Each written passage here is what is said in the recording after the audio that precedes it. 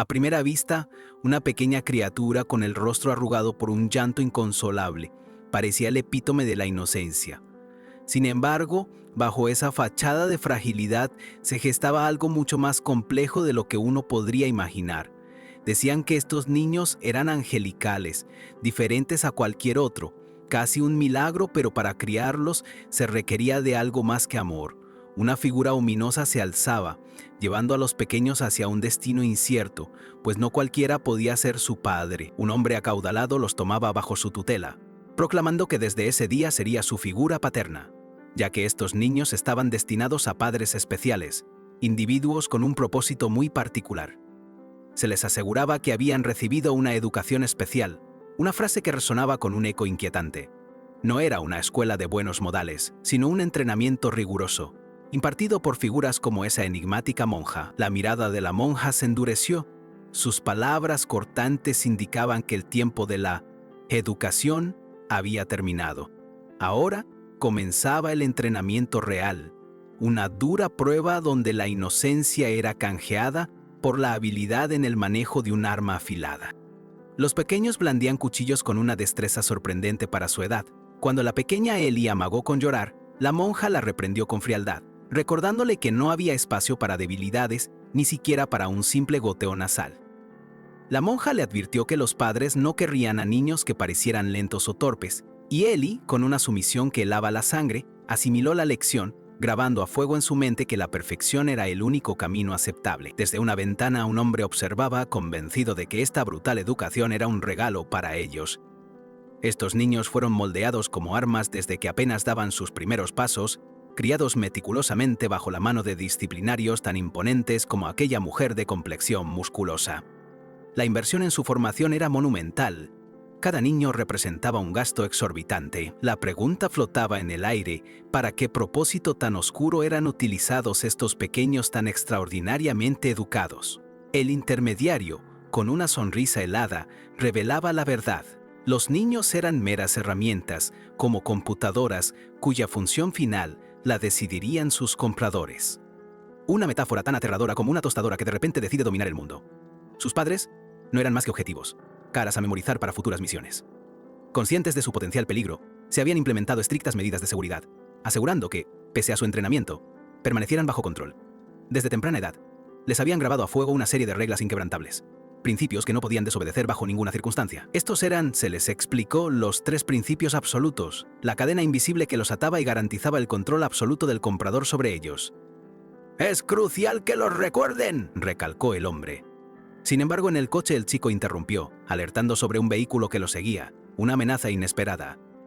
La reacción del padre fue de sorpresa, seguida de un brusco «cállate y memoriza esto», mientras le obligaba a concentrarse en la foto. El niño sumiso solo pudo responder con un «orden recibida, padre», sellando su obediencia incondicional.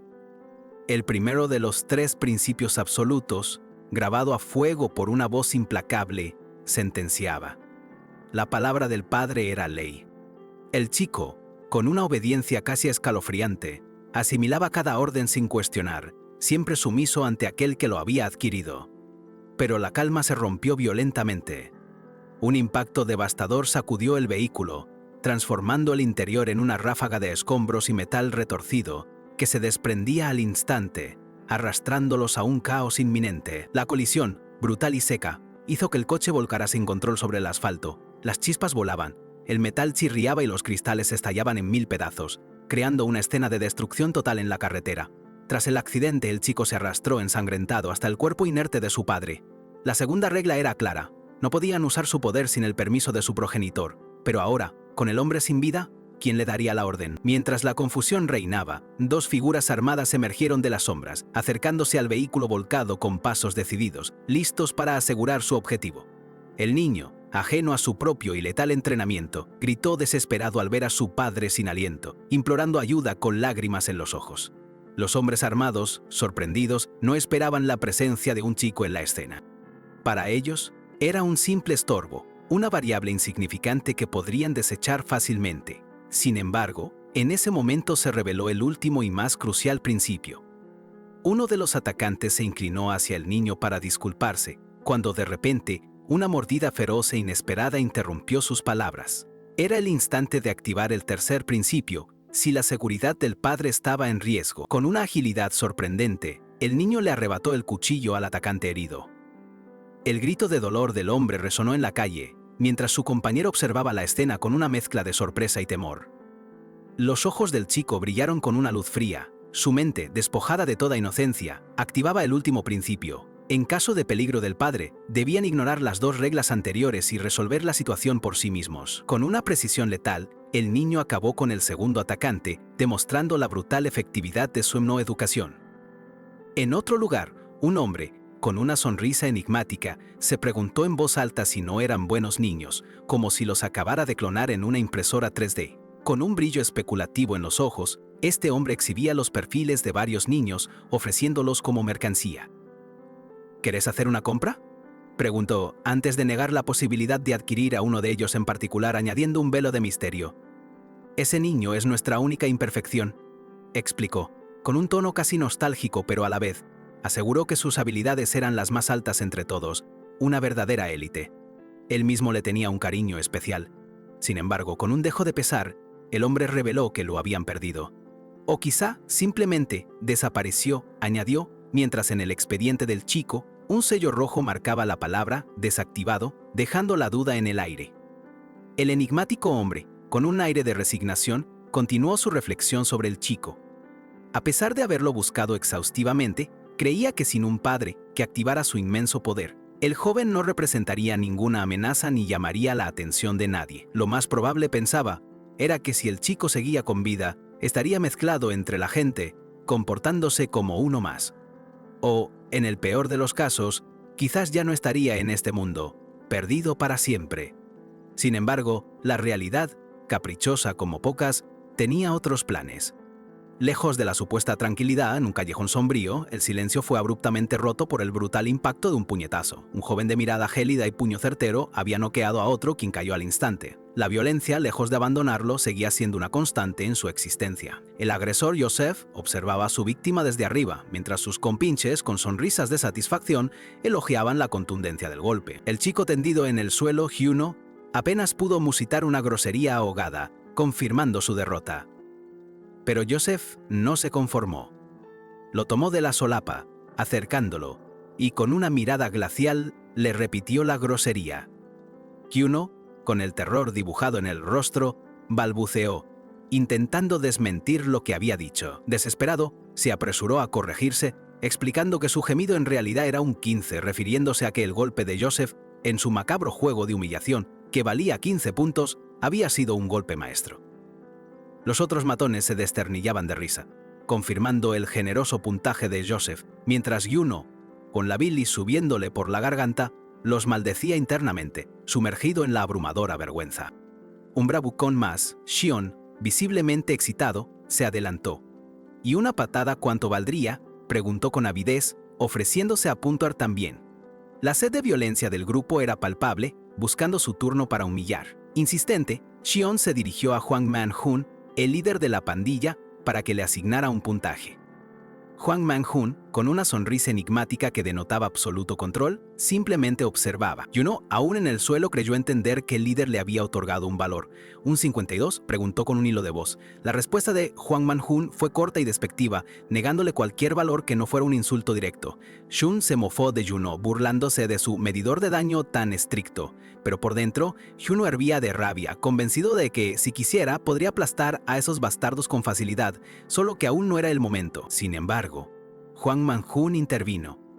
Detuvo a Shion en seco, con una autoridad innegable, reprendiéndolo por su arrogancia, dejando claro quién tenía el control absoluto de la situación. Le recordó que ya había sido él quien había trabajado al chico, y que la víctima, con una sonrisa de superioridad, era suya. Nadie más podía tocar lo que Hwang Man-hun consideraba su propiedad. Y sin previo aviso, Hwang Man-hun, el implacable líder, lanzó un brutal puñetazo al rostro de su propio secuaz, Shion.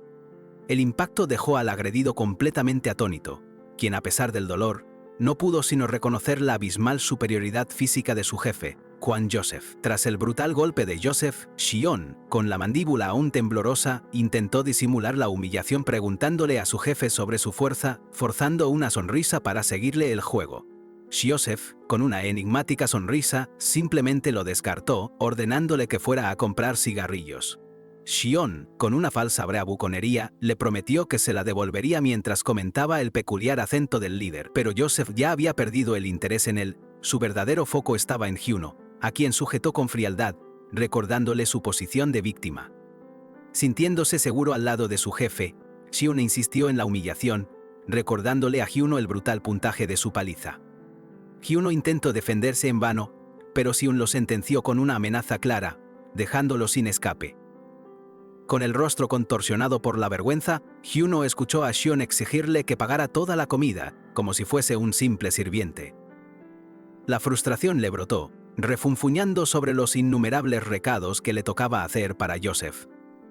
Con la bilis subiéndole por la garganta, Hyuno se preguntó si Joseph se burlaría de su situación económica, mientras Xion, sin la menor preocupación, devoraba su comida, reparando en el nombre del local.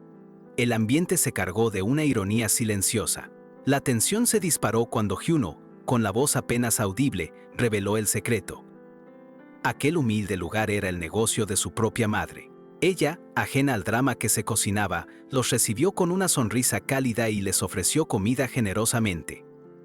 Hyuno confirmó que era el negocio familiar. Xion no podía creer que lo hubieran arrastrado a semejante lugar por culpa de alguien como Hyuno, y su irritación era palpable al comprender la situación, sintiéndose el más grande de los idiotas. En ese instante, Joseph dirigió una mirada penetrante hacia Hyuno, quien de inmediato se tensó. La idea de que su madre fuera arrastrada a aquella violencia era inaceptable, y un pánico interno lo impulsó a gritarle a su madre para protegerla de sus agresores. Viendo el giro de los acontecimientos, Xion, con una habilidad camaleónica que haría parecer un principiante al mismísimo camaleón de la jungla, se recompuso al instante. Se presentó ante la madre de Xion con una impecable reverencia, disculpándose por sus modales. La amabilidad de Xion sorprendió a la madre de Xion, quien no pudo evitar reír. Él le explicó que Hyuno siempre le pedía que no hiciera obvio que el local era suyo, aumentando la incomodidad de Hyuno, que solo deseaba desaparecer. Desesperado por escapar, Hyuno insistió en irse, alegando que sus amigos los esperaban. La madre, con su habitual dulzura, preguntó si era verdad y, sin dudar, comenzó a empaquetar más comida para ellos. Ella preguntó cuántos amigos esperaban y les entregó generosas bolsas de comida gratis, insistiendo en que las compartieran. Xion y Hyuno reaccionaron con sorpresa y vergüenza, respectivamente, ante tanta bondad inesperada. Xion, aún sin creerlo, preguntó si de verdad les daría todo gratis, mientras Xion, avergonzado, intentaba detener a su madre. Ella, con una sonrisa de cariño incondicional, afirmó que los amigos de su hijo eran como sus propios hijos. Xion, desesperado, intentó advertirle a su madre que no eran lo que ella creía.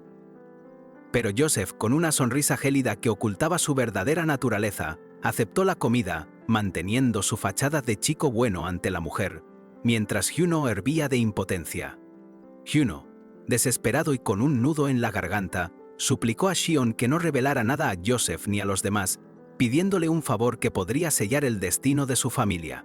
Xion, con una sonrisa que mutaba como camaleón, aceptó la generosidad de la madre de Hyuno, prometiendo incluso traer a sus amigos la próxima vez.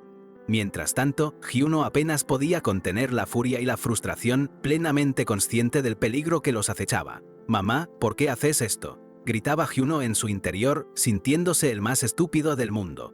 La rabia lo carcomía, no solo por la situación, sino por su propia impotencia ante la pura inocencia de su madre, y ella, con un corazón tan puro, le pedía perdón.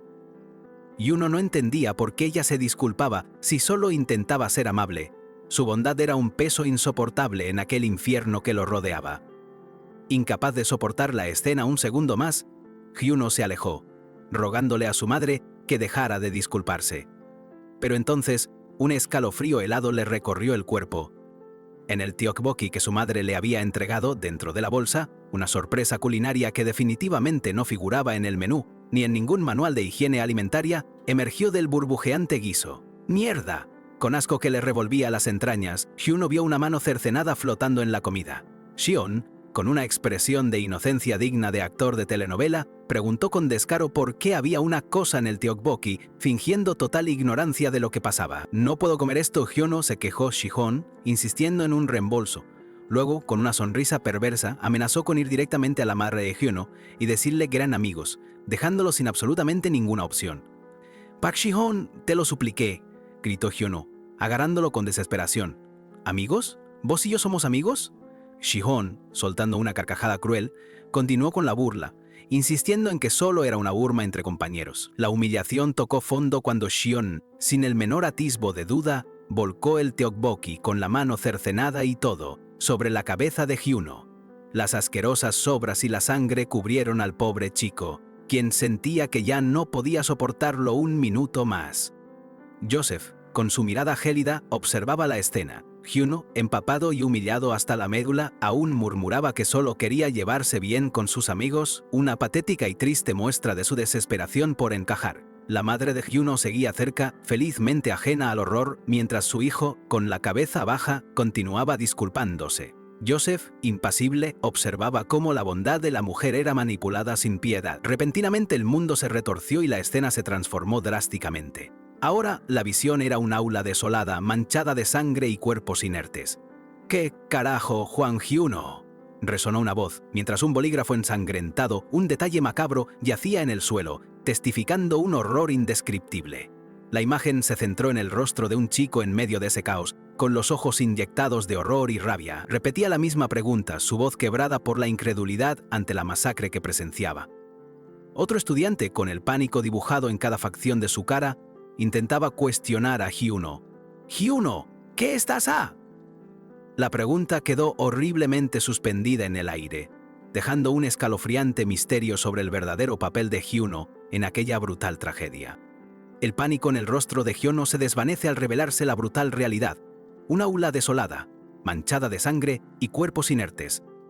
La policía ya está en la escena, investigando el horror indescriptible que dejó un bolígrafo ensangrentado en el suelo, mientras la visión se centra en Hwang Hyono, el chico en medio de ese caos.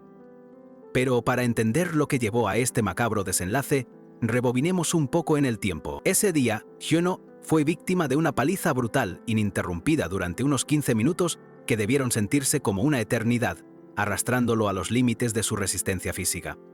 Una y otra vez perdía la consciencia por el dolor insoportable, pero cada vez que lograba volver en sí, solo podía suplicar y pedir perdón. La violencia, sin embargo, no cesaba. Nadie, ni un alma, intervino para detener el calvario al que lo estaban sometiendo. Finalmente, fue el propio Hyono quien puso fin a esa tortura interminable. Con la desesperación grabada en su rostro ensangrentado, tomó la decisión más desgarradora: subirse a la ventana, listo para lanzarse al vacío. Una frase garabateada en una piedra leía: «Vos podés hacerlo», resonando con su acto desesperado. Tras este momento crítico, la escena cambia drásticamente. Ahora, Shion revela su maquiavélica idea a la pandilla. Dirían que empujaron a Hyono jugando. Con una sonrisa que podría haber ganado un Oscar a la hipocresía, Shion preguntó a los demás si entendían su plan. Aunque algunos dudaron, afirmando que no habían hecho nada, Shion los presionó para que aceptaran su versión. Shion, con una mezcla de cinismo y conocimiento, les explicó que su padre le había informado sobre la ley juvenil en Corea. Como él había repetido un año, esa ley no lo protegía, pero sí a ellos, así que debían ayudarlo. «Ustedes valis se entregan, dicen que empujaron a Hyono, ¿entienden?», les instruyó Shion con una autoridad fría, mientras un secuaz se preocupaba por las posibles demandas por daños. «No se preocupen, también hay solución para eso», respondió Shion. «Demandas que todavía no han ocurrido, pensó Shion con una sonrisa gélida. «Mientras no haya nadie para presentar una demanda, no hay problema, ¿verdad?».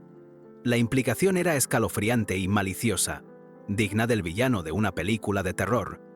«Vamos, muchachos, aun si los atrapan, están cubiertos por la ley juvenil, ¿verdad? Pero igual, no les estoy pidiendo que lo hagan gratis. 10 millones de wones por persona, trato hecho», les propuso Shion, sacando billetes como quien saca cartas de una baraja. Con el trato sellado, Shion preguntó quién sabía dónde vivía Hyono. La imagen de un hombre llorando en una habitación oscura, con los ojos llenos de desesperación, sugiere el impacto devastador de los planes orquestados por la pandilla sobre la familia de Hyono. Por la noche, La pandilla se dirigía a un edificio de apartamentos. Xion, con su habitual frialdad, preguntó de nuevo el piso, confirmando que la dirección que buscaban era el quinto. Al llegar, notaron que el ascensor no bajaba del quinto piso. ¿Qué pasa?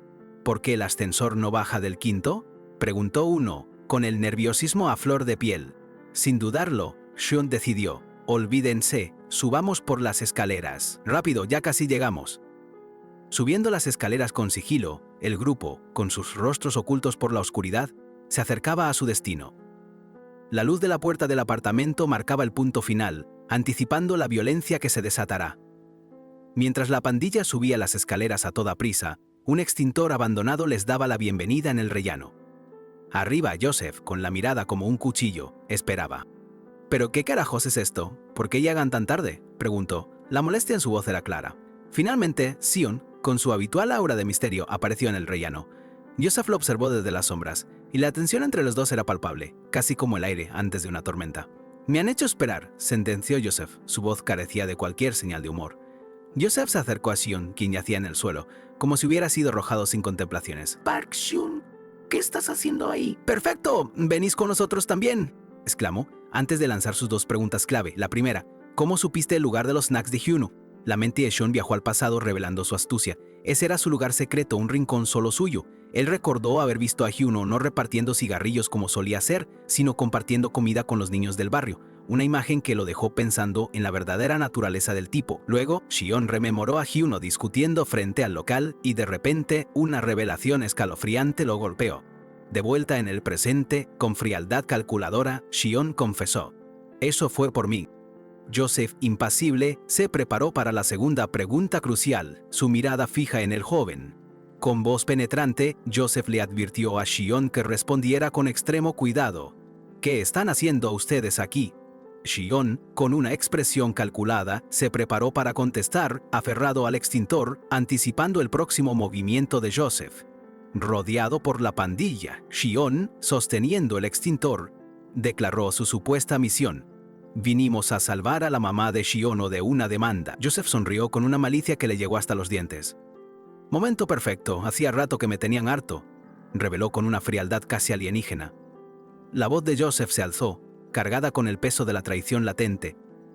«¿Creíste que no me daría cuenta de que solo simulabas acosarlo? ¿Y en realidad estabas ayudando a ese bastardo de Hyuno?». La expresión de Xion se retorció, revelando su verdadera naturaleza por un instante. Joseph, con la furia desatada, lo agarró del brazo, su rostro una máscara de ira. «Debes haberme tomado por un verdadero idiota todo este tiempo», rugió. Con una calma aterradora, comenzó a pisar el extintor que Xion aún sostenía. «¡Andate a la mierda!», le gritó Xion, su rabia incontrolable. Joseph, con una sonrisa gélida que prometía dolor, no se inmutó. «Gracias por confirmarlo», respondió, mientras terminaba de destrozar el extintor bajo su bota, sellando el destino de Xion. Joseph observó los restos del extintor, su mirada calculando el siguiente movimiento. «Lo esperaba, pero necesitaba asegurarme», murmuró, revelando la profundidad de su astucia. Xion yacía derrotado, la comprensión de la trampa en la que había caído pesaba sobre él. Confundida por la repentina confrontación, la pandilla empezó a gritar: «¿Qué carajo? ¿Qué estás haciendo? ¡Atrápenlo!». Joseph, sin inmutarse ni un ápice, se lanzó al ataque contra ellos. La pandilla se abalanzó, pero Joseph era un torbellino imparable. Bloqueó un golpe con asombrosa facilidad y, en un parpadeo, derribó a otro oponente con precisión letal. Eran solo peones en su sangrienta partida de ajedrez. Joseph golpeó a otro miembro de la pandilla, que se quejó de dolor mientras caía. «¡Muévanse, estúpidos bastardos!», gruñó Joseph, preparándose para el próximo impacto, dejando claro que nadie se interpondrá en su camino. Joseph, un torbellino imparable, siguió su brutal asalto contra la pandilla. Con asombrosa facilidad bloqueó golpes y, desatando su furia, derribó oponentes con precisión letal. «Vos sos un bastardo», rugía, mientras su implacable avance no daba tregua. Sin inmutarse, pisó con fuerza brutal el extintor que Xion había usado de escudo, destrozándolo sin piedad y asegurando su derrota. Xion, ahora desarmado y tirado en el suelo, clamaba de dolor. «¡Ah, espera! Está roto. Creo que está roto, carajo», gemía, quebrado por el impacto de Joseph. Con un pie sobre él, Joseph, con una frialdad que helaba la sangre, le informó que tenía los huesos metatarsianos rotos y que no podría caminar. Entre gemidos, Shion apenas pudo preguntar, ¿por qué me haces esto? Mientras continuaba su implacable paliza, la mente de Joseph se transportó al pasado, recordando los 3 principios impuestos a los niños. El primero, que la palabra del padre era absoluta. Golpeando sin tregua a otro miembro de la pandilla, rememoró el segundo. Sin el permiso del padre, no debes usar tu poder. Joseph no mostraba piedad alguna.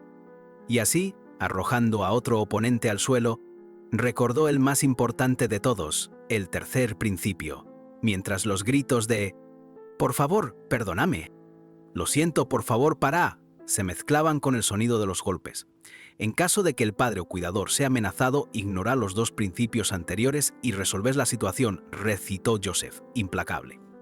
Fue entonces que resonaron las palabras de la madre de Juno, palabras que Joseph no había olvidado y que lo impulsaban. Con la imagen de la amable sonrisa de la madre de Juno en su mente, Joseph aplastó a otro matón y sentenció con voz gélida.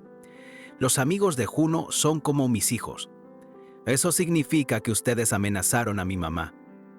Y eso significa que puedo aplastarte, carajo, ¿entendés? ¿Verdad?, bramó Joseph, arremetiendo con una furia descontrolada, dejando claro que no habría piedad para quienes osaran tocar a la gente de su entorno. De repente, la brutal sinfonía de golpes y gritos se desvaneció, dando paso a un silencio sepulcral que solo un cambio de escenario radical podría traer, como si el universo mismo hubiera girado la página de un libro. En la distancia se oyeron golpes y, desde la misteriosa mansión gótica que se alzaba en la oscuridad de un estacionamiento, una voz invitó: «Sí, pasa». Dentro de la imponente estructura, una monja le informó al director que tenía una llamada de Corea. «¿Corea? ¿Quién es?», preguntó él, mientras la monja, con una mirada enigmática, respondía: «Es la fuerza de trabajo Tigre Blanco». «Ah, ellos, dámelo», dijo el director, tomando el teléfono para luego afirmar: «Sí, habla el director».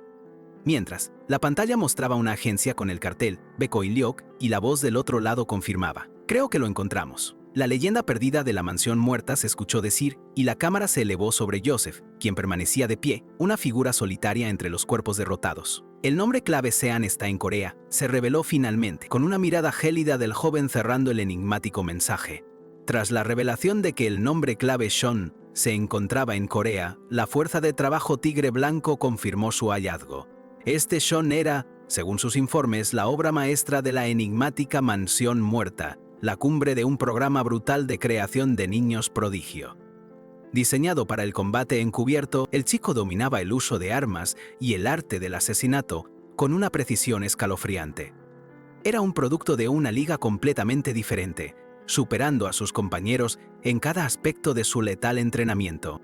Su destino original era una de las familias yakuza más prestigiosas, un cliente VIP donde su singular talento sería explotado al máximo. Pero, como si el universo tuviera su propio sentido del humor y de la burocracia, un pequeño error en la entrega desvió su camino.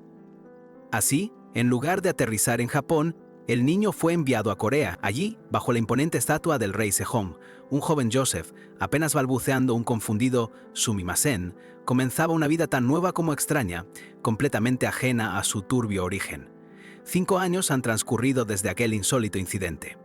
El director, con el rostro surcado por la preocupación y el peso de la desesperanza, había asumido que Sean ya estaba muerto, consumido por el tiempo. Pero ahora, con una sonrisa que revelaba destellos de oro y una mirada llena de gratitud, el hombre elevaba la vista y exclamaba: «Padre, qué alegría me das al regresármelo», celebrando el milagroso e inesperado hallazgo.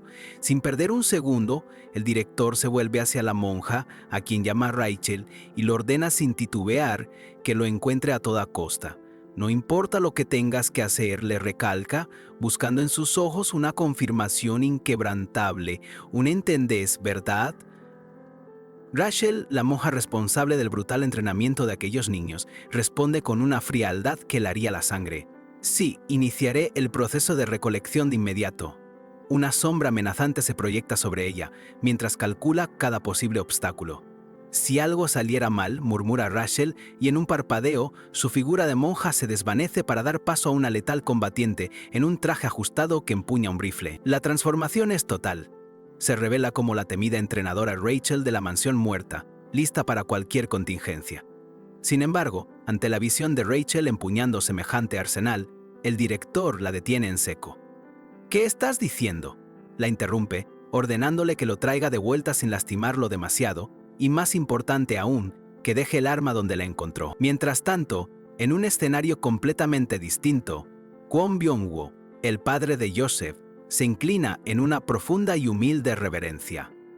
Con voz grave, reconoce su culpa, admitiendo que no supo educar mejor a su hijo y que por ello era el responsable del caos. Promete, con una solemnidad inquebrantable, cubrir todos los gastos, el costoso tratamiento médico de Hyuno, su necesaria atención mental y cualquier otra cosa que la familia afectada solicite para reparar el inmenso daño causado.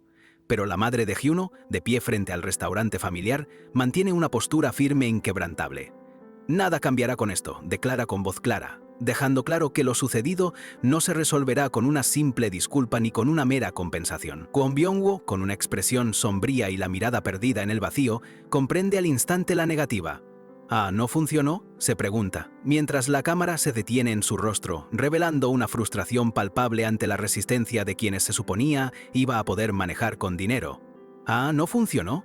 Era lo que se preguntaba Kwon Byung-woo, con el rostro teñido de fastidio y una resignación palpable ante la negativa de la madre de Hyuno. Sin perder más tiempo, dio media vuelta abruptamente, dando la conversación por terminada. «Entonces está bien. Ya me voy», sentenció. Dejando a la mujer con una expresión de asombro, él, con un pañuelo de seda, se limpiaba cualquier rastro de la mugre de ese lugar. Para Byung-woo, la eficiencia lo es todo, y al ver su nula disposición a negociar, la consideró una pérdida de tiempo. Con una sonrisa enigmática, Byung-woo abrió la puerta de su lujoso coche, revelando un abanico de otras opciones que, según él, dominaba a la perfección. Era evidente que lo que seguía no sería un simple apretón de manos y un cheque. Mientras el vehículo se alejaba por las calles, Byung-woo no pudo evitar quejarse del polvo y el hedor de aquel barrio, incapaz de comprender cómo alguien podía hacer negocios allí. Su solución, demolerlo todo y levantar algo nuevo, como quien elimina un molesto grano del rostro del planeta, con la misma indiferencia con la que se había limpiado. Interrogó a su asistente sobre el estado de ese chico, Joseph, buscando la confirmación de que el problema había sido resuelto. El asistente le aseguró que el asistente O se estaba encargando del asunto y que pronto llamaría. Un simple fue la respuesta de Byung-woo, cuya mirada se perdió en la ciudad que se desdibujaba al anochecer. La escena cambió de golpe, transportándonos a un hospital. Allí, malherido en la cama, yacía Seon, quien, con una furia desatada, exclamó: «¡Ese bastardo!». Sus palabras confirmaban que algo andaba muy mal con Joseph, y el rencor era inconfundible. Aún postrado, Seon le reveló a Byung-woo que Joseph le había hablado de los 3 principios absolutos. Una enfermera, curiosa ante la conversación, preguntó si era algo común entre los jóvenes de hoy, interrumpiendo el tenso ambiente. Byung-woo, con un gesto sutil, le pidió a la enfermera que los dejara solos por un momento, asegurándole que sería muy rápido. Su intención era clara: una conversación privada sin intromisiones con el herido Seon. Mientras la enfermera se retiraba discretamente, Seon intentó hablar: padre», pero Byung-woo lo ignoró por completo. La tensión en la habitación se volvió palpable, con Seon aún vendado y vulnerable en la cama. La imponente presencia de Kwon Byung-woo llenaba la habitación. De repente, un brutal bofetón resonó en el silencio. Byung-woo, sin un atisbo de piedad, propinó el golpe a Seon, una demostración fría y contundente de su poder sobre él. Se acercó a él, dejando meridianamente claro que no le importaba si Joseph lo había intimidado o si Hyuno había saltado del aula por su culpa. Nada de eso era relevante para él. Su preocupación era de otra índole. «Si fuiste a su casa a terminar las cosas, tenías que haberlo manejado limpiamente», sentenció con una mano firme en el rostro de Seon. Su ira no radicaba en la violencia, sino en la flagrante falta de profesionalismo. Byung-woo instruyó a Seon sobre los fundamentos del trabajo: no repetir errores. «Deberías tomar esta oportunidad para aprender bien, así es como los adultos manejan las cosas», concluyó, su mirada rebosante de una cruel sabiduría. Postrado y magullado, Seon sentía la furia de Byung-woo, Una paliza que iba más allá del dolor físico, marcando el inicio de una brutal lección sobre cómo los adultos, con su extraña lógica, manejan las cosas. Sin contemplaciones, Byung-woo ordenó que lo levantaran del suelo. El joven, aún aturdido, apenas comprendía lo que venía. Una mano enguantada lo hacía sin piedad, confirmando que la siguiente fase de su castigo apenas había comenzado. Un bolso cayó con un golpe seco, simbolizando cómo todos sus planes se desmoronaban. La sonrisa helada de Byung-woo se sintió como un puñal que le preguntaba si las cosas no habían salido como esperaba, sumiéndolo en una profunda humillación. Con un cinto en mano, Byung-woo le advirtió que golpear mocosos era pan comido, pero que con los adultos la dinámica cambiaba drásticamente. Una lección brutal, de esas que te dejan el alma temblando, estaba por empezar. Se inclinó sobre el maltrecho Shion, señalándolo con un dedo acusador, y le espetó sin anestesia que el joven maestro había quedado tullido por su culpa. Una verdad dolorosa que resonaba como un gong en la cabeza del joven, hundiéndolo en la humillación. El pie de Byung-woo se cernió amenazante sobre él, y la pregunta, ¿deberías arrepentirte, verdad?, no era una interrogación, sino la sentencia ineludible de un castigo que se clavaría profundo mientras el dolor se apoderaba de Shion. Un grito de dolor desgarró el aire, pero para Byung-woo era solo el eco de cómo los adultos manejan las cosas, con una indiferencia que haría que un yeti se derritiera cual helado en pleno desierto del Sahara. La escena se desvaneció hacia un anochecer en la ciudad.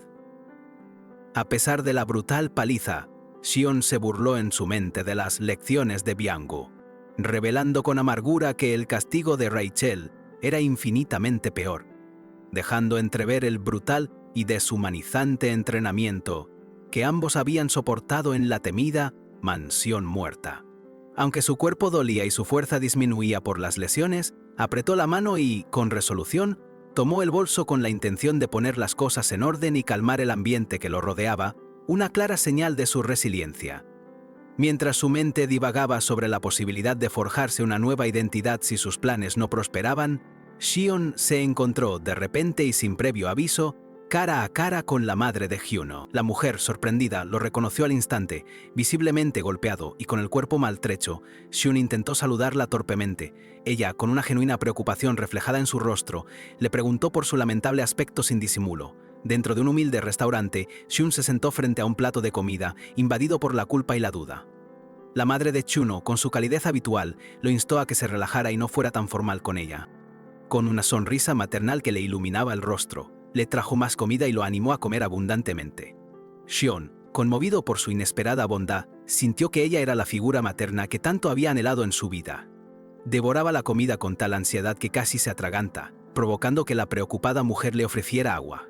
En ese momento, en lo más profundo de su ser, reafirmó que la veía y sentía a esta bondadosa mujer como su propia madre. Shion, sintiendo esa calidez tan anhelada, sorbió el agua que le ofrecieron, con un nudo en la garganta. La madre de Hyuno, con una sonrisa que haría que un glaciar se rindiera y se derritiera en el Sahara, lo veía comer con una alegría sincera. Mientras la mujer afilaba un cuchillo con una concentración casi hipnótica, una calma superficial que apenas cubría la tormenta interna. La pregunta sobre el estado de Hyuno flotó, y Shion, incómodo, desvió la mirada, con la voz teñida de una fragilidad esperanzadora.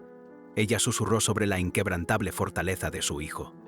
Se aferraba a la fe de que Hyuno, a pesar de la brutalidad que había padecido, lograría superar aquel infierno personal en el que se encontraba. Pero esa máscara de fortaleza se resquebrajó ante la impotencia que la asolaba. Las lágrimas, incontrolables, brotaron sin piedad, y su dolor inmanejable se manifestó en el golpe rítmico del cuchillo contra la piedra de afilar. En lo más profundo de su ser, un deseo voraz la consumía, quería desintegrar todo lo que les había causado tanto sufrimiento. Una rabia contenida la llevó a fantasear con hacer trizas al padre del chico responsable de toda su desgracia. Recuperando el aliento y la compostura, se disculpó con Shion por su arrebato. Él, aún profesando la cruda intensidad de su desgarro, permaneció en silencio, absorto en aquella compleja dinámica. En un parpadeo, sin mediar palabra, Shion se había desvanecido. La mesa quedó vacía, dejando a la madre de Hyuno con un mudo Shion, suspendido en el aire, perpleja por su repentina e inexplicable partida. La escena cambió drásticamente, trasladándonos a un elegante edificio corporativo. Allí, un hombre de traje levantaba su copa, brindando por un trimestre exitoso, ajeno al torbellino de caos que estaba a punto de desatarse.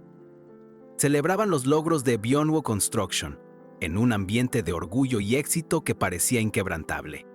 La conversación fluía, hasta que la simple oferta de más vino interrumpió la charla, un presagio de lo que vendría. Pero antes de que la respuesta pudiera salir de sus labios, una mano irrumpió con una furia inaudita.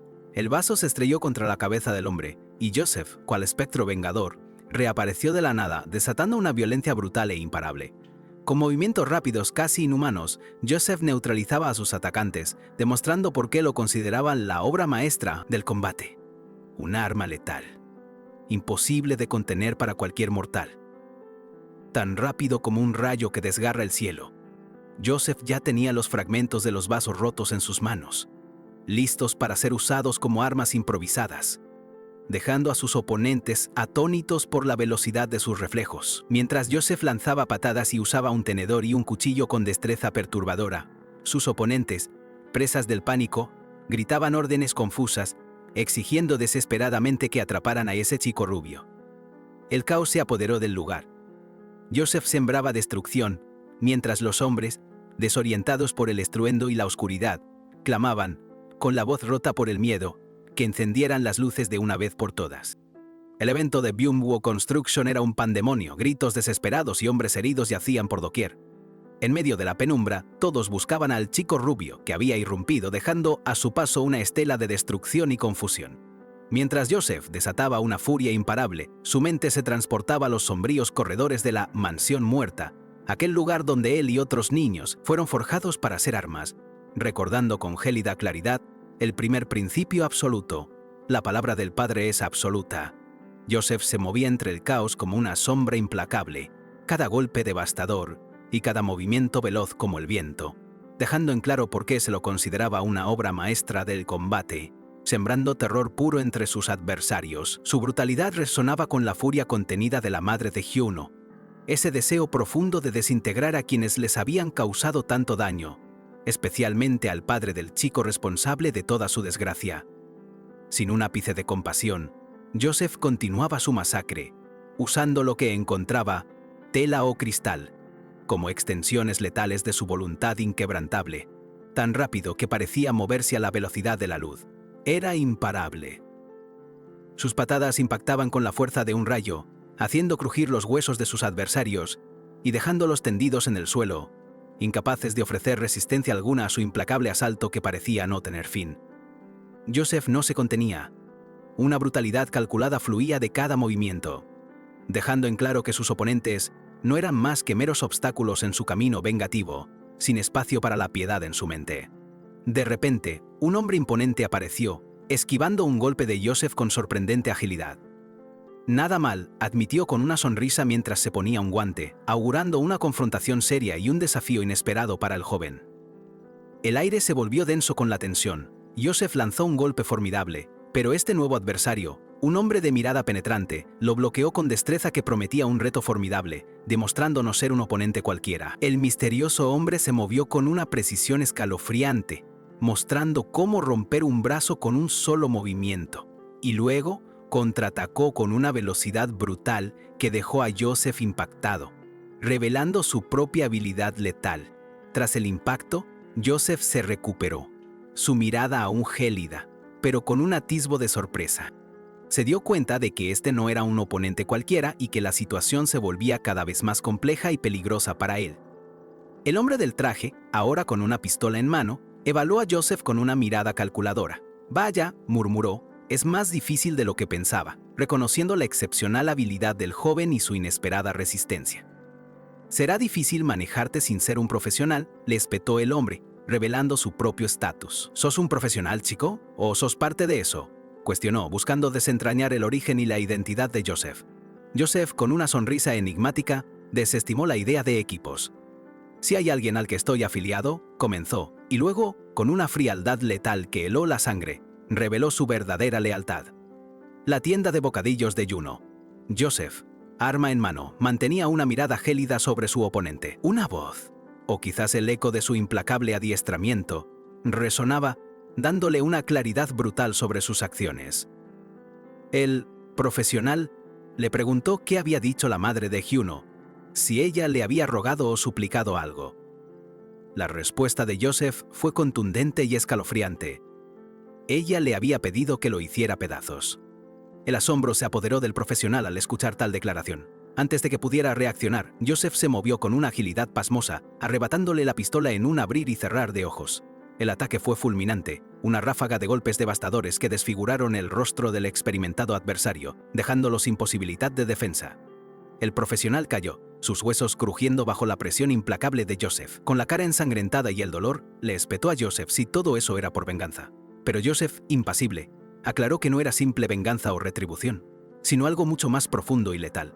Otro golpe brutal deformó aún más el rostro del profesional, haciendo que su boca goteara sangre. Joseph no se detuvo. Cada movimiento era preciso y sin piedad. Mientras continuaba su asalto, recordó una de las reglas forjadas en la mansión muerta. El primer principio, la brutalidad de la escena, dejaba claro el significado de esa frase. La cara del profesional, ahora irreconocible, reflejaba la devastación total. Joseph, con la frialdad que lo caracterizaba, articuló el primer principio, la base de su implacable obediencia. La palabra del Padre es absoluta. Tras esa revelación, el profesional, derrotado y maltrecho, yacía inerte en el suelo, completamente rendido. Joseph se alejó, dejando al profesional tendido entre escombros. Un candelabro destrozado colgaba, simbolizando la destrucción. Para él la eficiencia era lo más importante. Los errores no se podían repetir. El profesional, apenas consciente, comprendió la terrible conexión entre Joseph y la madre de Juno. Con el rostro cubierto de sangre, el profesional juró que la próxima vez los mataría a todos, lamentando no haber manejado la situación correctamente. Mientras tanto, Joseph sostenía un cuchillo, preparándose. Alguien, frustrado, preguntó por qué decía tonterías. Joseph solo pronunció: tercer principio. Sin más, Joseph lanzó el cuchillo con precisión letal, golpeando el candelabro. El objeto se desplomó con estrépito, desatando una lluvia de cristales y metal, devastando el lugar. Joseph recordó el tercer principio. Cuando no hay esperanza de irrumpir, hay que romper la situación actual. El caos era su herramienta. Emergiendo de la destrucción, Joseph avanzaba con determinación implacable, sin una mancha en su traje. Polvo y escombros lo rodeaban. Una voz sentenció: de tal palo, tal astilla son idénticos. Su cuerpo, forjado en el infierno de la mansión muerta, revelaba una dureza brutal. La escena cambió abruptamente a la calma artificial de un hospital. Una enfermera ajustaba una vía intravenosa que goteaba. Shion, visiblemente golpeado, yacía en la cama. Ella, con voz amable, le preguntó si se sentía incómodo. Shion, con evidente frustración y un suspiro de dolor, respondió: ¿no lo ves?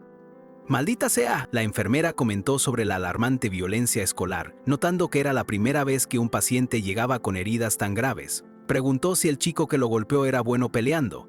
Sean, aún sufriendo, escuchaba mientras ella insistía en que sus lesiones eran demasiado para una pelea escolar. Sean, con un gruñido, asintió y confesó que le dolía muchísimo. La enfermera, mientras le inyectaba algo, cambió el tono de la conversación. Le preguntó directamente sobre qué había estado hablando con su padre. Su voz denotaba una curiosidad que iba más allá de la preocupación médica, buscando entender el origen del brutal conflicto. La enfermera, aún curiosa, preguntó si lo que Shun había mencionado antes eran los tres principios. Shun, visiblemente incómodo, intentó evadir la pregunta. Mirando la bolsa de la vía, comentó que el color se veía raro, un intento desesperado de desviar la atención. La enfermera solo lo observó, notando su reticencia. Shion, buscando restar importancia, le dijo a la enfermera que no se preocupara, asegurándole que no moriría si solo usaba la mitad de la medicina. La enfermera, con mirada penetrante, se acercó y, con voz cargada de significado, le lanzó la última pregunta: ¿vos sabías? La tensión en el aire se volvió palpable.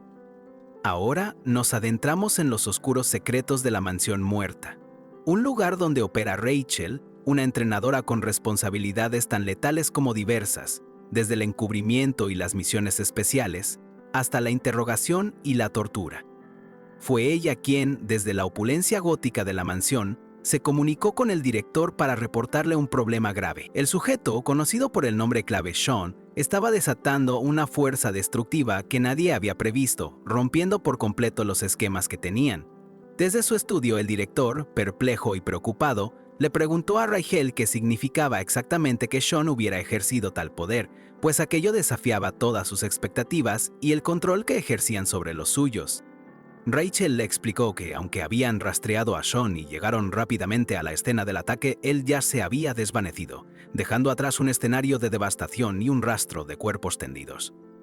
Lo más inquietante es que un gran número de hombres adultos yacían gravemente heridos, un hecho inaudito que, según Rachel, debería haber sido imposible para Sean, especialmente por los estrictos 3 principios absolutos a los que estaba atado. El director, visiblemente alterado, se quejó de que la situación no tenía ningún sentido. Jamás algo así había ocurrido en la historia de la mansión muerta, desafiando todo lo que sabían sobre sus niños, sobre cómo funcionaban. Con una furia apenas contenida, golpeó su escritorio, reafirmando que si Sean realmente estaba rompiendo los 3 principios, entonces algo fundamental y profundamente preocupante andaba mal con el muchacho. Mientras miraba los estantes llenos de libros marcados como vendido y agotado, el director se cuestionó si las armas que habían comercializado desde la mansión muerta ahora ignorarían sus comandos, y peor aún, si llegarían a apuntar contra ellos. Por eso, le ordenó a Rachel cambiar el objetivo. Debía investigar a Sean a fondo, observarlo de cerca para confirmar si había usado fuerza sin permiso, un riesgo inaceptable para su organización. Rachel, con su semblante serio, asintió, comprendiendo la gravedad de cada palabra. Se le recordó que si necesitaba apoyo en Corea, podía solicitarlo a la Fuerza de Trabajo Tigre Blanco, un recurso poderoso. Mientras tanto, en la escena de la devastación, 2 hombres se acercaron a Rachel. Uno de ellos, con incredulidad, preguntó si todo ese desastre había sido obra de un simple estudiante de secundaria, algo incomprensible. El otro se lamentaba, con una expresión de hartazgo, que ordenar y manejar la situación era tan estresante que sentía cómo los cabellos se le caían, como si su cuero cabelludo fuera el escenario de una demolición en cámara lenta. Rachel confirmó que ya había encontrado a los responsables clave y que comenzaría a observar a Sean en cuanto abandonara la escena. Los hombres, impresionados por su presencia, seguían comentando entre ellos. Mientras se alejaban de los restos de Byung-Woo Construction, uno de los hombres cuestionó por qué el gerente siempre desaparecía en esos momentos, preguntándose con sorna si aún seguía con la menopausia. Rachel, con su investigación inicial completada desde la mansión muerta, ahora se posiciona frente a la escuela. Había descubierto que Kwon Joseph, conocido como Sean, se había camuflado aquí, llevando la vida de un estudiante cualquiera, aunque sus padres estaban aterrados y resultaron ser falsos. Una enigmática sonrisa se dibujaba en su rostro mientras se preguntaba qué hacía exactamente su nombre clave, Sean, con una mezcla de perversión y curiosidad, como si estuviera a punto de desentrañar el misterio del universo. Rachel anhelaba ver en qué se había convertido su obra maestra, prometiendo desenterrar cada secreto de su nueva vida. Un flashback la transportó de vuelta a los días de entrenamiento brutal en la mansión muerta. Allí, Rachel, la monja severa, recordaba que Sean había sido el mejor entre todos los niños que adiestró, manejando cada arma que ella le enseñó con una precisión que hacía temblar hasta los mismísimos átomos del aire. No podía creer que Sean hubiera crecido de forma tan independiente de una misión específica. Su mirada se posó entonces en el aula de Joseph, el epicentro de un caos reciente. Dentro de ella, la escena se congelaba en el pasado. Hyuno, humillado y golpeado, confesaba que todo había sido culpa suya, mientras Sean lo incitaba a revelar la verdad, señalando a Kwon Joseph como el verdadero responsable. Rachel, con el ceño fruncido, no podía asimilar que ese niño vulgar fuera realmente Sean. Los recuerdos del incidente del aula revelaban a Joseph ignorando por completo los gritos de sus víctimas. Molesto por el ruido, Joseph estallaba en furia con una mirada gélida, ordenando a todos que se callaran y lo dejaran dormir, desatando una violencia inconfundible. Para él, esto no era una simple pelea. Era un ritual de jerarquía, idéntico a los que establecía en la mansión muerta, donde incluso desafiaba a la propia Rachel, demostrando una fuerza abrumadora. El resultado era siempre el mismo. Sus oponentes yacían en el suelo, derrotados, y Rachel, al ver el rastro de destrucción, se preguntaba cómo había llegado a esa situación. Un golpe contundente de Joseph rompió los huesos de Sean, quien gritaba pidiendo clemencia. Mientras tanto, en otro lugar, una enfermera, con una curiosidad inusual, ya examinaba las graves heridas de Sean. La enfermera disimuladamente indagaba sobre la vida del chico, recordándole que no podía mostrar toda su fuerza si deseaba mantener oculta su verdadera identidad, insinuando un secreto aún más profundo. Rachel, inmersa en sus pensamientos, aún se preguntaba si Sean seguía bajo la influencia de los 3 principios absolutos y decidió que debía observarlo un poco más para comprenderlo a fondo. Rachel, inmersa en una observación incisiva, fijaba su mirada en Joseph. Para ella, él no era un estudiante cualquiera. Era el objetivo principal, el Sean que ella misma había forjado, una verdadera obra maestra de la mansión muerta. Desde siempre, Sean había destacado entre los demás niños, incluso intentando esconderlo. Su fuerza, su equilibrio y su habilidad eran innegables. Rachel recordaba lo complejo que resultaba para él pasar desapercibido, camuflarse en la normalidad. Ahora, este mismo niño, Joseph, se perdía en sus dibujos con una aparente inocencia que chocaba brutalmente con la verdadera naturaleza que ella conocía. Rachel sabía que, apenas tuviera la oportunidad, él revelaría al ser extraordinario que llevaba dentro. Un golpe repentino en la cabeza lo sacó de su ensimismamiento. ¿Qué estás haciendo en clase justo ahora?, bramó la maestra, con una furia que Joseph apenas notaba. Más molesto por el estruendo que por el castigo, Rachel, encerrada en el baño, se negaba a aceptar lo que veía. No puede ser, mi Sean no pudo haberse vuelto un niño tan estúpido, se repetía, mientras la imagen de un Joseph simple la desquiciaba, carcomiendo cada certeza. Era extraña la situación para Rachel. Su rostro coincidía perfectamente, pero ¿dónde estaba esa pizca de arrogancia o esa inteligencia que lo definían? ¿Podría ser que todo esto haya sido una terrible coincidencia?, se preguntó, buscando una explicación. No hay forma de que un niño tan inmaduro sea Sean, se sentenció. La imagen del aula atormentándola. La misión ya no era sobre los 3 principios absolutos, era pura verificación de identidad. Debía descubrir si el nombre en clave, Sean, era realmente el suyo. Con renovada determinación, Rachel salió disparada del baño, lista para enfrentarse a la verdad, aunque sabía que el impacto de lo que descubriría le dolería. Mientras tanto, Joseph, quien ahora se hacía llamar Sean, salía tranquilamente de la escuela. La maestra, en el fondo, se quejaba de que él no suele golpear tan fuerte. Rachel, observándolo desde lejos, pensaba: en ese caso, no sabes con quién te metes, pibe. Pero una voz familiar lo detuvo. ¡Oh, la mamá de Hyuno! La mujer, cargada con bolsas de víveres, lo saludó. Nos vemos de nuevo. Llegaste justo a tiempo. Este encuentro, sin que ella lo supiera, definiría los próximos actos de Joseph.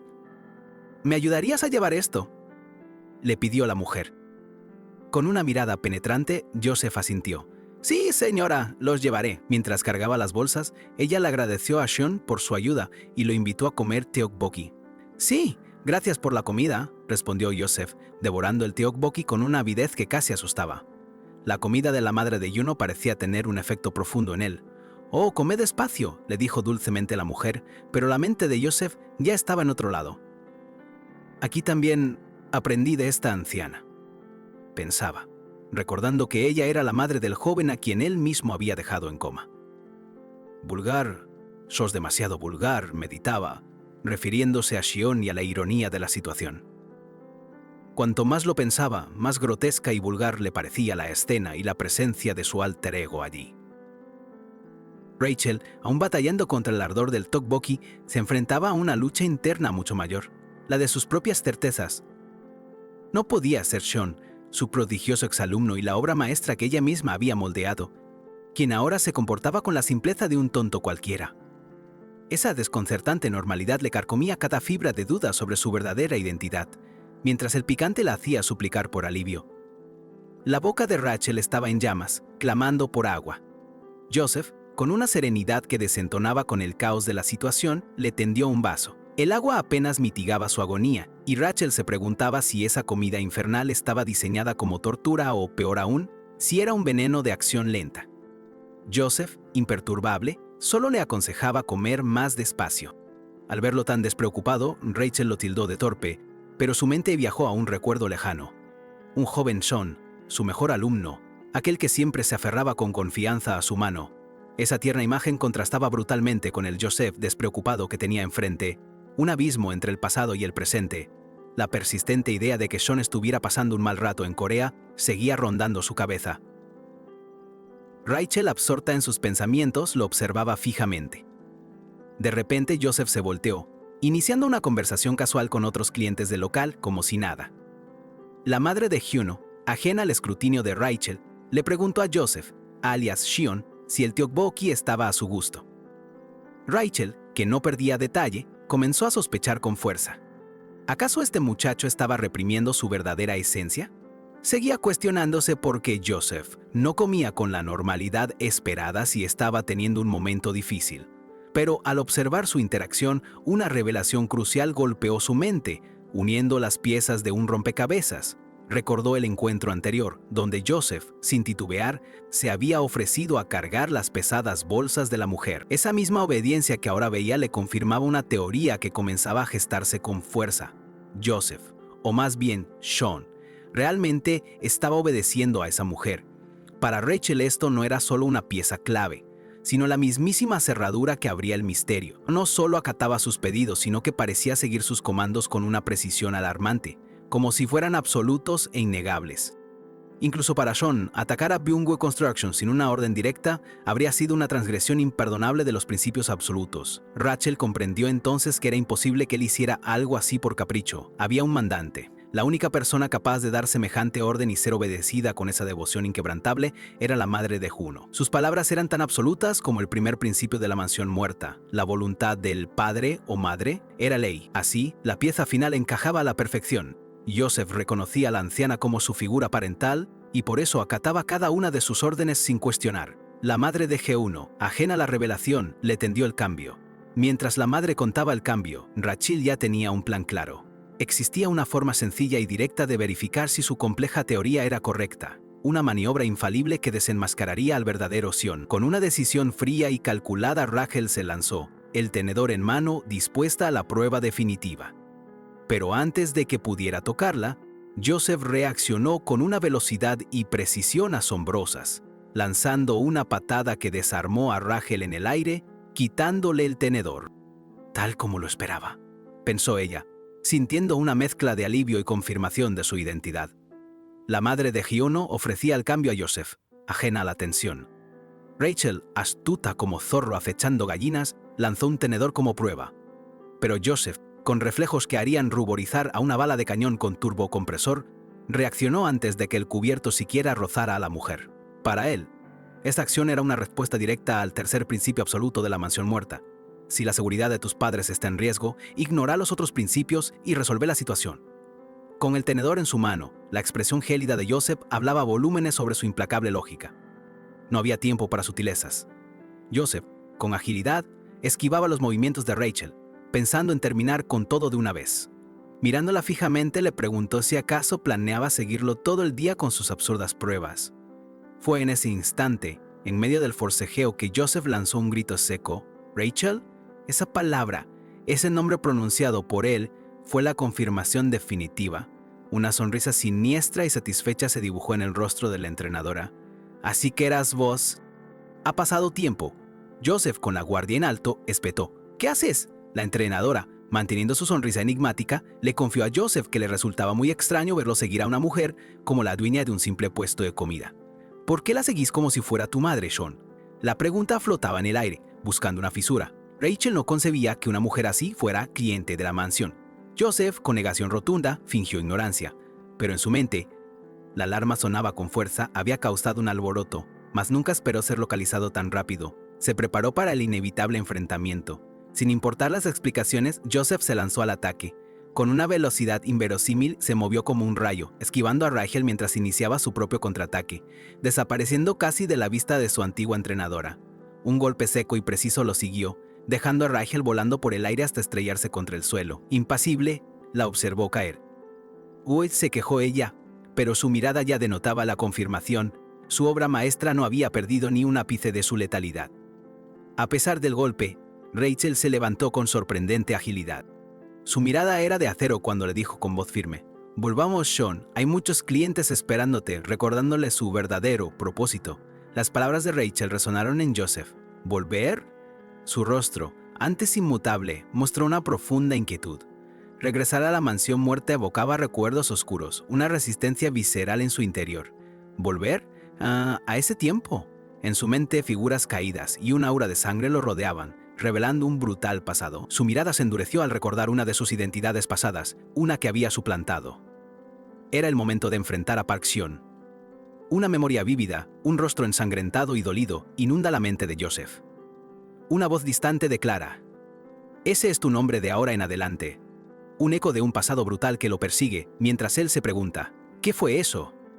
Sin dudarlo, sus ojos gélidos se fijan en Rachel. Con una fuerza brutal, su puño se estrella contra ella antes de que pueda reaccionar, lanzándola por los aires. Su obra maestra es letal e intacta, dispuesta a defender su nueva vida. Con un quejido, Rachel se arrastra por el suelo, aturdida y con la boca sangrando. Aún así, su mente sigue lúcida, confirmando la identidad de su antiguo pupilo. Con la mano en el rostro ensangrentado pronuncia un solo nombre. Shane, a pesar de la herida, se levanta con una mirada desafiante. «Así que no vas a volver tranquilamente, ¿eh?», musita, comprendiendo su resistencia. Desde lo alto del edificio, planifica cada movimiento para recuperarlo. Mientras tanto, Joseph corre desesperado por los tejados de la ciudad. «Maldición», piensa. «No puedo creer que hayan enviado a Rachel». La imagen de aquella cara atormentada y ensangrentada regresa a su mente, recordándole el oscuro pasado del que huye con todas sus fuerzas. Con una expresión implacable se gira, buscando respuestas en el horizonte. ¿Quién era a esa?, se pregunta, refiriéndose a la figura traumática que lo persigue. El objetivo es claro: regreso a la mansión muerta, y él es el blanco a ser recuperado. La imponente mansión muerta se alza bajo un cielo tormentoso. La voz del director resuena con furia al recibir el informe. «¿Qué dijiste? ¿Lo perdiste? ¿Qué querés decir con eso?», exige, denotando total incredulidad ante el fracaso. Rachel, con el rostro magullado y la ropa desgarrada, se disculpa con el director mientras baja por una escalera mecánica. «Lo siento, me descuidé un momento», admite, pero rápidamente añade un detalle crucial. «Encontré a la mujer que lo estaba controlando con los 3 principios». Con la ropa medio quitada, Rachel, aún con heridas, explica. «¿Controlándolo?», pregunta el director. «Por lo que observé, Sean parece considerar a esa mujer como su padre», responde ella, revelando la clave de su inesperada obediencia. El director, pensativo, asimila la información. «Así que sigue a la mujer a la que reconoció como padre. ¿Es posible?», medita. Duda que use los principios intencionalmente. «Necesito más confirmación, pero hasta ahora no parece que sea así». Con la decisión tomada, el director, con su monóculo en mano, le ordena a Rachel: «Entonces, revisemos primero a esa mujer. La estrategia para recuperar a Sean ha cambiado. Ahora se centrará en su inesperada figura parental». Una mujer en un pasillo se queja. «Aquí está, una joven que sigue cortando la línea». Rachel, con un elegante abrigo y gafas de sol, responde con frialdad. Ella era joven antes, sin embargo, ha llegado para la siguiente fase de la misión. Desde la sombría mansión muerta se explica la estrategia. Hay 2 maneras de recuperar a un niño mayor de sus padres. La primera es: de repente, la madre de Juno, en su humilde tienda de snacks, es sorprendida por la presencia de Rachel. ¿Qué decís?, pregunta confundida. Rachel, con su mirada oculta tras las gafas de sol, le advierte a la madre de Juno. «Te pedí que te mantuvieras alejada de Juno». Explica que, al estar siempre ocupada, no pudo prestarle suficiente atención. Le sorprende que Sean, quien ni siquiera come picante, esté comiendo comida tan de baja calidad en su negocio. Rachel, con su mirada gélida, no pierde el tiempo. Le advierte a la madre de Juno que se mantuviera lejos de Sean. Y ahora, sin rodeos, le revela el primer método para recuperar a un niño de sus padres. Es una estrategia diseñada para desgarrar el corazón parental, como si fuera una operación a corazón abierto, pero sin anestesia y con una cuchara. La acusa de desconocer a Sean, señalando que él ni siquiera come picante, insinuando su falta de atención y conocimiento sobre el chico. Luego, Rachel exige a la madre que, como adulta responsable, ordene a Sean no volver a aparecer, consciente de que el joven obedece sus palabras. La instrucción es clara. Sean debe regresar a la mansión muerta y nunca más poner un pie allí. Pero la madre, con una determinación inquebrantable, se niega rotundamente. Rachel, con una mirada desafiante, le recuerda sus constantes viajes y le cuestiona si alguna vez ha prestado atención al rostro o la ropa de Sean o si sabe algo de su vida escolar. La cruda realidad de Sean, siempre con ropas sucias y el rostro marcado por caídas, evidencia la ignorancia de la madre. Esto golpea fuerte a la mujer, quien aprieta el puño, lamentándose por su propio hijo, Juno, y la dura vida que él llevó. No puede permitir que Sean termine de la misma manera. Entre lágrimas, la madre de Juno explica que Sean necesita una figura parental que lo cuide y que no tolerará que sufra el mismo destino violento que su Juno. Aunque Rachel le ofrece encargarse de Shion si ella está ocupada, la madre, con una profunda reverencia, rechaza la propuesta con total firmeza. Frustrada y con el puño apretado, Rachel informa al director desde la imponente mansión muerta que el primer intento de recuperar a Shion ha fracasado. La madre resultó ser más obstinada de lo esperado, aferrándose a lo que considera suyo. El director suspira, lamentando que el asunto no pudo resolverse de forma pacífica. Sin dudar, ordena a Rachel proceder con el segundo método. Con una mirada fría y letal, ella acepta la brutal orden. El despiadado segundo método se revela. Si el padre muere, el niño regresará a la mansión muerta. Rachel, ahora enfundada en su letal atuendo de combate, declara que la madre de Shuno es su próximo objetivo a eliminar. Mientras tanto, en un mini mercado, la madre de Shuno realiza sus compras completamente ajena al inminente peligro que se cierne sobre ella. Una mano enguantada aparece en primer plano, sosteniendo un encendedor, señal de lo que está por venir. Rachel, con una gorra que oculta su mirada, se planta frente a la madre, el encendedor como una amenaza silenciosa, y le exige saber quién se cree para atreverse a llevarse a Sean. El minimercado, antes un remanso de rutina, se transformó en un campo de batalla bajo el asalto de Rachel, quien, en su implacable misión por recuperar a Sean, desató el caos. Las luces parpadeaban enloquecidas mientras explosiones y fuertes golpes resonaban, rompiendo abruptamente la calma y anunciando una violencia brutal. Gritos de terror desgarraron el aire, atrapando a los clientes, incluido el desconcertado dueño, en medio de la repentina y brutal destrucción. Desde detrás de una valla metálica, Rachel, arma en mano, disparaba sin piedad, sentenciando a la madre de Juno con voz gélida que jamás permitiría que se convirtiera en la figura parental de Sean. Justo en medio del caos, Sean aterrizó de forma espectacular, interponiéndose con una determinación inquebrantable. Rachel lo observó con una mezcla de sorpresa y una sonrisa enigmática. Su obra maestra, tal como lo había planeado, había llegado, pero Sean no estaba solo. Joseph, la peculiar figura paterna, apareció empuñando una sartén con destreza inesperada. Con su habitual calma, comentó que había visto esa técnica en un videojuego y decidió probarla, añadiendo con una sonrisa que Rachel seguramente ya esperaba su intervención. Rachel, sin inmutarse por la aparición de Joseph, cuestionó la magnitud de su propia violencia. ¿Bombas y armas? ¿No es eso excesivo? Para luego ordenar a Sean que no interfiriera en su plan, prometiendo liberarlo de esa anciana que según ella lo había desviado, pero Sean no le hizo caso. Con una velocidad asombrosa, esquivó cada una de las balas de Rachel y con una voluntad de hierro, invocó el tercer principio absoluto, dejando en claro que no permitiría que nadie dañara a su padre. El cañón de la pistola de Rachel apuntó directamente, pero Sean fue notablemente más rápido. Conectó una patada demoledora que la desestabilizó, preguntándole con un tono desafiante si acaso no sabía que esto pasaría sin que lo dijera. Con un gruñido de frustración, Rachel admitió que quería llevarlo de vuelta ileso a la mansión muerta. Sin embargo, al ver que no sería tan fácil como esperaba, sacó su cuchillo, lista para una confrontación mucho más brutal y personal. Una mancha roja, brillante como un atardecer apocalíptico de tomate, se extendía por el suelo, pero afortunadamente no era sangre, sino ketchup. Joseph, con la botella en mano, advirtió a Rachel que no podía dejarla ir ilesa después de lo que acababa de hacer. Lanzó un golpe con su improvisada arma de cocina, mientras Rachel apenas lograba bloquearlo, cuestionando su insolencia y si de verdad creía tener la capacidad para derribarla.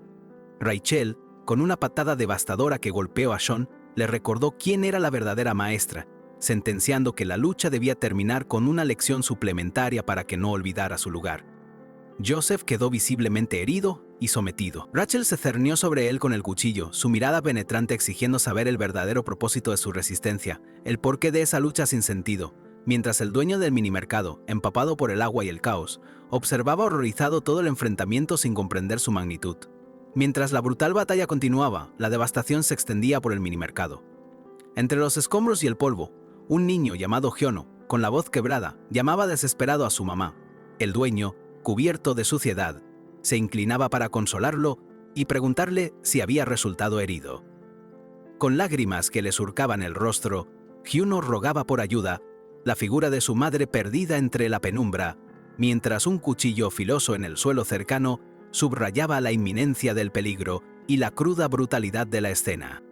De vuelta a la contienda principal, Rachel, con su mirada gélida y el cuchillo firmemente empuñado, sentenció a Sean que era momento de lecciones suplementarias.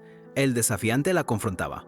«¿Cuál es el punto de tu resistencia?», le preguntó ella, con una calma que helaba la sangre. Apenas un punto escapó de los labios de Sean antes de que Rachel, con una ferocidad asombrosa, desatara una serie de golpes tan rápidos que la sangre brotó sin que se pudiera discernir quién la derramaba. La agilidad de ambos era sobrehumana. Sean esquivaba y contraatacaba en un torbellino de movimientos. Cada golpe era un susurro de muerte, cada esquive, una danza letal que bien merecía un 10. Rachel, la maestra de la mansión muerta, logró inmovilizar la muñeca de Sean, el cuchillo peligrosamente cerca de su garganta. Con una sonrisa gélida, le confirmó que sí, que existía un plan. Mientras lo mantenía contra el suelo, la cuchilla a meros centímetros de su rostro, Rachel le reveló su plan, uno diseñado para liberarlo de la influencia de la madre de Juno y de la vida que llevaba en ese instante. Sean, visiblemente perturbado por la implicación, se distrajo murmurando un «podría ser» que le costó caro. Rachel, aprovechando la duda, lo golpeó, recordándole brutalmente que en una pelea jamás debía bajar la guardia. Con un golpe devastador, Rachel lanzó su cuchillo hacia él en un movimiento final, pero Sean, con una velocidad que desafiaba la lógica misma, se convirtió en un borrón, moviendo sus pies de forma casi imperceptible para evitar el impacto. Sean, con una lata, admitía que enfrentarse a Rachel sin armas era un desafío colosal. Ella, sin dejar de presionarlo, insistía en que, una vez que la anciana fuera eliminada, él volvería a ser una arma bajo su absoluto control. La voz de Rachel, fría como el hielo, resonó en el aire. «Al final ustedes son nuestros productos». La palabra producto golpeó a Sean como una bofetada, quien la cuestionó con el ceño fruncido, mientras Rachel lo invitaba cínicamente a volver a su hogar. En un movimiento desesperado y repentino, Sean arrojó la lata que tenía en su mano, golpeando a Rachel y haciendo que soltara algo. Una bolsa de harina, hasta entonces oculta, cayó al suelo y se abrió. La harina se dispersó por el aire, envolviendo a Rachel en una nube cegadora. La maestra de la mansión muerta, atrapada en su propia trampa, se vio sumida en una cortina blanca. «Harina», gruñó Rachel, irritada por el ingenio de Sean. A pesar de la densa niebla blanca, Sean se movía con una destreza letal, listo para asestar lo que esperaba fuera el golpe final. Sean se movía con una destreza letal en la nube de harina que él mismo había provocado, listo para asestar el golpe final. Rachel, su mentora, aunque aún disimulaba su irritación por la táctica inesperada, vio cómo el combate llegaba a un punto decisivo. A pesar de la ceguera temporal, su expresión se retorcía en una sonrisa siniestra, de pura satisfacción. Ese era el Sean que ella conocía. Un arma letal, incluso en la adversidad más inesperada, una amenaza latente que ni se inmutaba. Con una mezcla de sorpresa y furia, Rachel pensó que Sean no se inmutaba ni un poco, como si estuviera hecho de mármol. Luego, con ironía, le espetó: «Nos llamaste productos, ¿verdad?», esperando una respuesta mientras Sean se movía para el ataque. La respuesta de Sean fue un ataque relámpago, un borrón de velocidad que la atrapó en un abrir y cerrar de ojos, levantándola por los aires con una fuerza que desmentía su apariencia y la hacía girar sin control. Con un estruendo metálico, Rachel se estrelló contra un carrito de supermercado, destrozándolo al instante. La fuerza del impacto fue brutal, dejándola malherida y momentáneamente inmovilizada entre los hierros retorcidos. Mientras Rachel gemía de dolor por el impacto, Sean la confrontó con una pregunta cargada de desafío y emoción. «¿Un lugar donde mi familia me espera? ¿Quién llama productos a su propia familia?». Su voz resonaba con una furia contenida, una especie de volcán a punto de erupcionar. Con la mirada fija y una expresión implacable, Sean continuó su arremetida verbal contra Rachel, que seguía atrapada. Y hablando de productos, sentenció, mientras se preparaba para asestar otro golpe decisivo a su exmentora. Atrapada y vulnerable en los restos del carrito, Rachel intentaba liberarse, su cuerpo maltrecho por el brutal ataque de Sean. El sonido del metal retorciéndose resonaba en el devastado minimercado. Sean, sin inmutarse, se alejaba de la humillada Rachel, quien, con un hilo de voz, lo llamaba desesperadamente: «Sean, Sean». Su figura se desdibujaba entre los escombros, dejando atrás la confrontación. Mientras tanto, el horror continuaba para Juno, quien gritaba desesperado por su madre en medio del caos. La mujer, cubierta de polvo, lo abrazaba con fuerza, preguntando si estaba bien, en un intento de protegerlo de la brutalidad que lo rodeaba. La peculiar figura de Joseph apareció, cuchillo en mano, preguntando por los padres de Juno.